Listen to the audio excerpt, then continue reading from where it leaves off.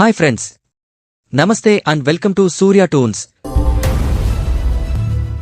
మయసభ టైటిల్ని మహాభారతంలో దుర్యోధనుడు పరాభవం చెందిన ఘట్టం నుంచి తీసుకున్నా ఆనాటి ఆంధ్ర రాజకీయాలకు సరిగ్గా సెట్ అయ్యింది.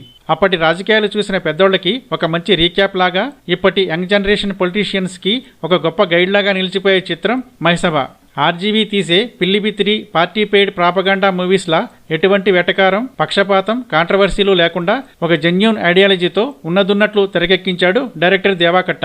అలాగే కొన్ని పాత్రల రియల్ పేర్లు, పోలికలు పూర్తిగా భిన్నంగా ఉన్న వారి ప్రాంతాలు, పదవులు, బంధుత్వాలను బట్టి వారెవరనేది ఈజీగానే తెలిసిపోతుంది. ముఖ్యంగా చంద్రబాబు, వైఎస్ రాజశేఖర రెడ్డి, ఎన్టీఆర్ పాత్రల్లో ఆది పినిశెట్టి, చైతన్యరావు, సాయి కుమార్ ఒదిగిపోయారు.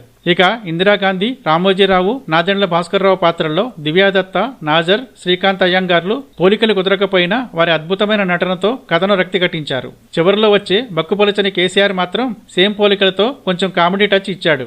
ఇక సంఘటనల పరంగా చూసుకుంటే చంద్రబాబు, వైఎస్ఆర్లు కాలేజీ రోజుల్లో యూత్ లీడర్స్గా మొదలై ఎన్టీఆర్ తెలుగుదేశం పార్టీ పెట్టే వరకు ముఖ్య ఘట్టాలను అద్భుతంగా ఏ పక్షానికి కొమ్ము కాయకుండా జస్టిఫై చేయడం జరిగింది. అలాగే ఆనాటి రాష్ట్రాలపై ఢిల్లీ కాంగ్రెస్ పెత్తనం, ఇందిరాగాంధీ కుళ్ళు కుతంత్రాల రాజకీయాలు, ఎమర్జెన్సీ నాటి సంజయ్ గాంధీ బలవంతపు family planning over action, Bezawada rowdyism, Rayalaseema factionism, people's war ఎర్ర మర్డర్లు, పొలిటికల్ మోటివేటెడ్ పోలీస్ ఎన్కౌంటర్స్ తో సీరియస్ గా నడుస్తున్న కథలో చాలా మందికి తెలియని చంద్రబాబు హీరోయిన్ మధ్య సాగే లవ్ అఫైర్ డిఫరెంట్ ఫీలింగ్ ఇస్తుంది. ఫైనల్ గా ఎన్టీఆర్ లైఫ్ లోకి లక్ష్మీపార్వతి ఎంట్రీ, పార్టీలో పెరుగుతున్న ఆమె పెత్తనం నుంచి పార్టీ పగ్గాలు చంద్రబాబు దక్కించుకునే క్రమంలో జరిగే హైడ్రామా ఉత్కంఠగా సాగుతుంది. వైస్రాయ్ హోటల్లో ఎమ్మెల్యేల తిరుగుబాటు మీటింగ్, ఆపడానికి వచ్చిన ఎన్టీఆర్ పై చెప్పుతో జరిగిన పరాభవంతో కథ ముగుస్తుంది.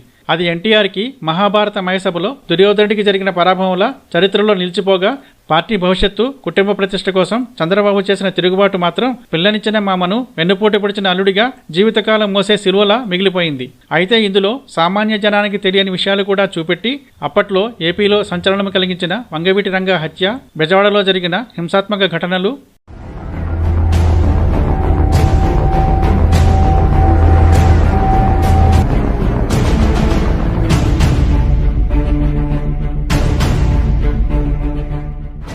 ఎన్టీఆర్ ప్రభుత్వాన్ని కూలదోసిన ఇందిరాగాంధీ నాదెండ్ల భాస్కర్రావుని సీఎంని చేయడం, తర్వాత రాష్ట్ర వ్యాప్తంగా జరిగిన అల్లర్లు, అలాగే ఎన్టీఆర్ లైఫ్లోకి లక్ష్మీపార్వతి ఎంట్రీ తర్వాత అనూహ్యంగా మారిన పరిస్థితుల ఫుల్ ఎపిసోడ్లు స్కిప్ చేయడం నిరాశపరిచింది. వాటి వెనుక ఉన్న కాంట్రవర్సీల ప్రభావం సినిమాపై పడకుండా నిర్మాత, దర్శకులు కావాలనే వాటిని దాటేశారని భావించక తప్పదు. ఏదేమైనా చూపించినంత వరకు ఏ పక్షానికి కొమ్ము కాయకుండా, ఎటువంటి కుల వివాదాలు, నెగిటివ్ విమర్శలు లేకుండా చాలా బ్యాలెన్స్డ్గా ఈ సిరీస్ చేయడంలో డైరెక్టర్ దేవాకట్ట పూర్తిగా సక్సెస్ అయ్యాడు.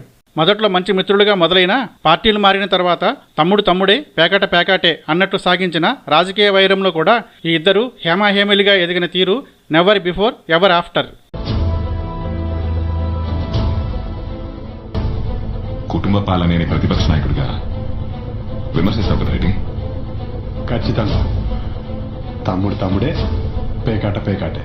తమ్ముడు తమ్ముడే, పేకాట పేకాటే. పంతంతో మొదలై పౌరుషంతో గెలిచి పరాభవంతో ముగిసిన ముగ్గురు మహానేతల చుట్టూ అల్లిన మంచి పొలిటికల్ థ్రిల్లర్ ఈ Mayasabha. Please like, share and subscribe Surya Toons YouTube channel.